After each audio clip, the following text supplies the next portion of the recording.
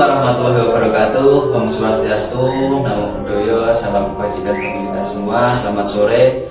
Yang terhormat Bapak Mundakir Mukhlisin Aswil Empil, dan yang terhormat dan saya banggakan teman-teman AFI 2023. Di sini kami adanya video ini ingin memenuhi tugas UAS filsafat barat kontemporer, dan kami mengambil tema feminisme kontemporer. Nah, bagaimana penjelasan kami bisa dijelaskan sedikit oleh teman saya, monggo Mas. Terima kasih Mas Salim. Jadi gini tuh, sekarang kan lagi boomingnya mengenai suatu feminim ya.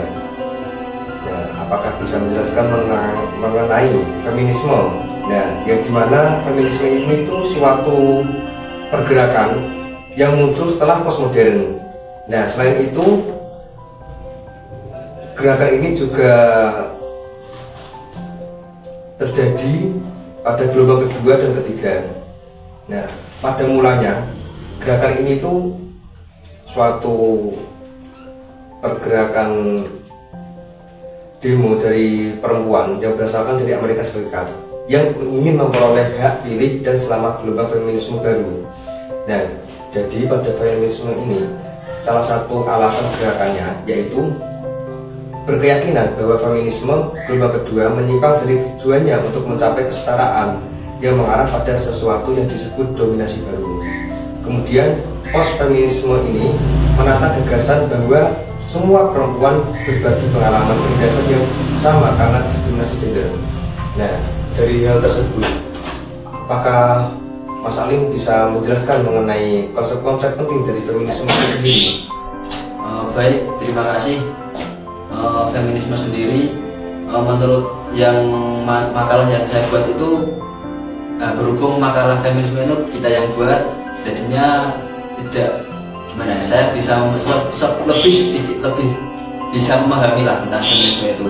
Nah, feminisme sendiri itu yaitu yang tadi yang dibicarakan oleh Mas Hafid, sebuah ideologi atau gerakan ya, yang memperjuangkan hak-hak perempuan. Nah, hak perempuan terhadap laki-laki. Feminisme muncul itu sebagai respon terhadap kehidupan dan diskriminasi yang dialami perempuan. Nah, dalam aspek apa? Dalam aspek kehidupan, aspek sosial, aspek politik, dan aspek ekonomi dan budaya. Itu Mas. Apakah dari penjelasan tersebut feminisme itu memiliki tujuan tersendiri Mas Alim? Ada tujuan feminisme yang utama itu, dan yang kayak saya ketahui itu apa ya, menghapus segala bentuk penindasan atau eksploitasi terhadap perempuan, serta menciptakan masyarakat yang adil dan kesetaraan gender itu sendiri. Oke, mengenai masyarakat yang adil dan setara gender, apakah memiliki suatu konsep yang membentuk jadi feminisme Mas Alim? Nah, tentu saja ada Mas. Kesetaraan feminisme itu ada macam-macam konsep. Nah, diantaranya itu kesetaraan gender itu sendiri. Nah, kesetaraan gender itu menekankan pentingnya kesetaraan gender antara perempuan dan laki-laki dalam aspek kehidupan apapun, entah itu pendidikan atau pekerjaan, hak politik. Nah, yang marak pada kasus-kasus yang ada di Indonesia, negara kita tercinta ini. Dan yang kedua ada patriarki. Nah, patriarki ini adalah sistem politik atau sistem sosial di mana laki-laki itu lebih dominan dalam kekuasaan dan pengembangan keputusan.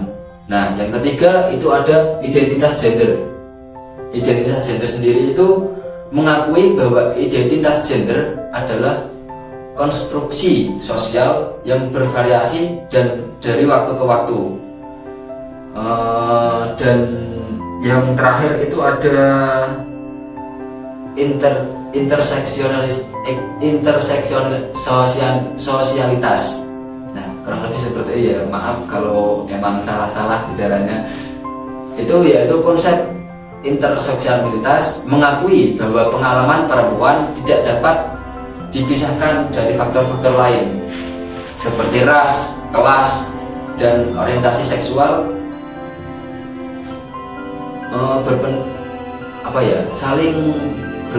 saling mendekatkan lah untuk memahami bagaimana berbagai bentuk penindasan saling berinteraksi itu sendiri. Baik Gitu, Mas. Jadi kita itu tidak boleh memandang berbagai ras, Mas ya. Kan Iya. seperti kita kan seolah kan bagi kulit putih itu mau memandang kulit hitam kan agak gimana gitu. Ya, terutama Ya. di itu ya Mas, di luar negeri sana. Nah, kayak gitu. Nah, jadi kan dengan demikian kan kita perlu memahami bahwa dari feminisme ini mengajarkan untuk menyetarakan semua manusia yang Ya. telah disebut tadi, yang dimana penjelasan interseksualitas. Nah, untuk feminisme kan sudah tadi Mas ya. Saya ingin menyinggung dari penjelasan mengenai kesetaraan gender. Apa yang dimaksud dari kesetaraan gender itu sendiri, Mas Alim? Baik, terima kasih.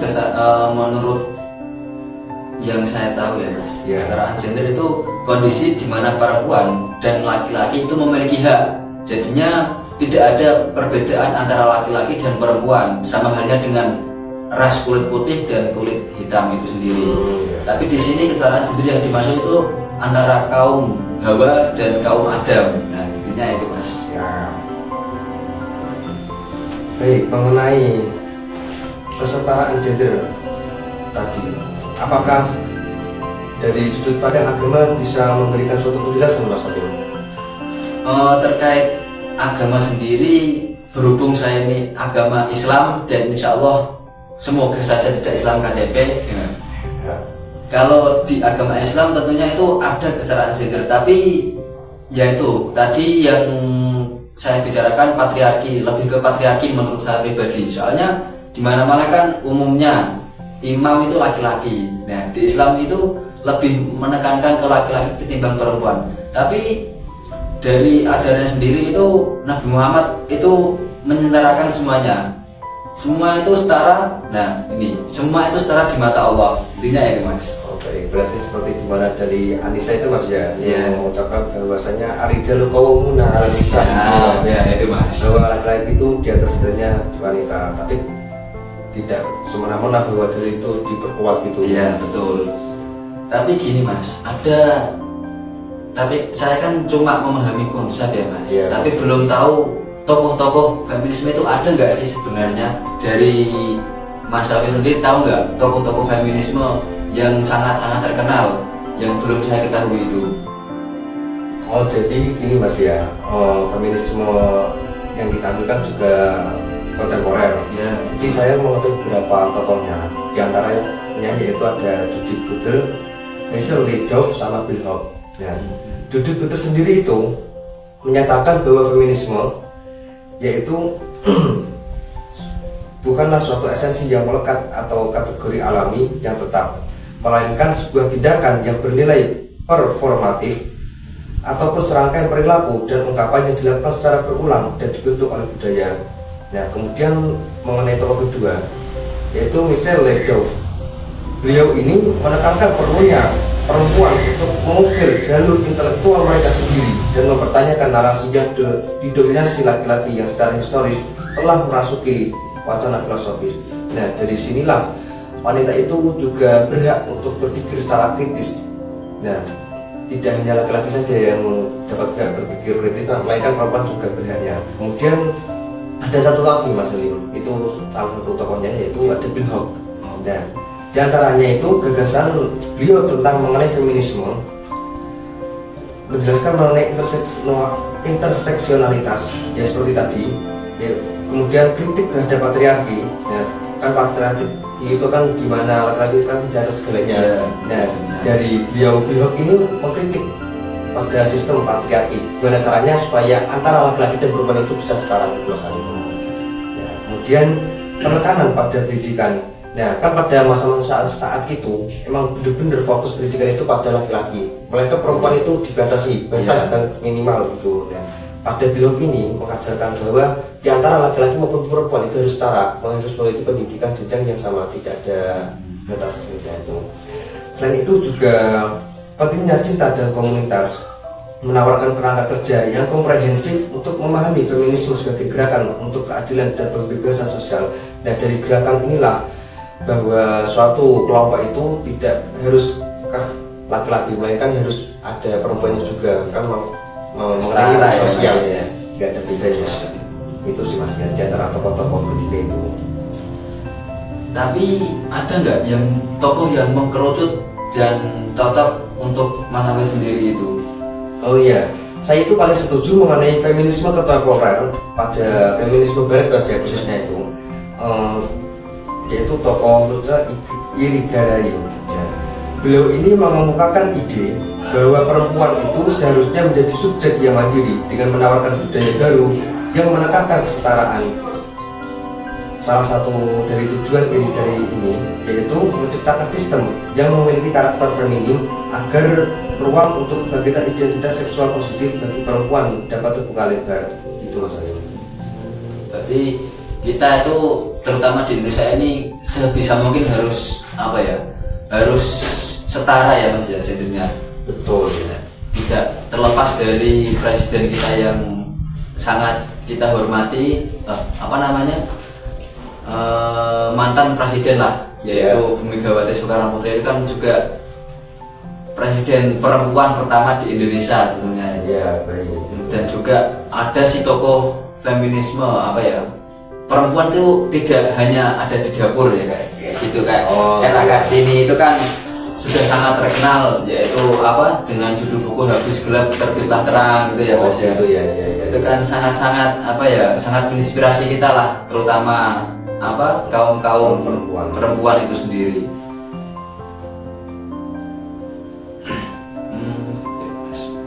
Kita harus menekankan kan ya. Tidak bisa semena-mena, apalagi di Indonesia yang